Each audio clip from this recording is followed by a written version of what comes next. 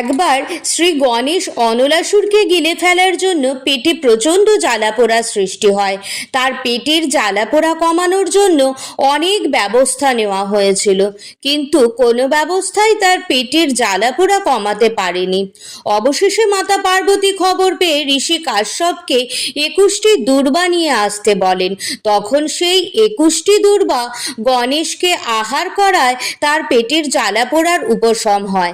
কিন্তু এই দুর্বাই বা কিভাবে জ্বালাপোড়া কমাতে পারে, কি আছে এতে? পৌরাণিক কাহিনী অনুসারে এক ব্রাহ্মণ কন্যা, যার নাম দুর্বা, ফুল তুলতে গিয়ে তপস্যারত গণেশকে দেখে তার মনে ভক্তি প্রেমের সৃষ্টি হয়। তার এই রকম গণেশের প্রতি নিষ্ঠা, ভক্তি, প্রেম দেখে মাতা পার্বতী আশীর্বাদ দিয়ে সেই ব্রাহ্মণ কন্যাকে দুর্বাঘাসের রূপ নিয়ে শ্রী গণেশের সাথে থাকার বর প্রদান করেছিলেন। ভিডিওটা ভালো লাগলে সাবস্ক্রাইব করে দেবেন।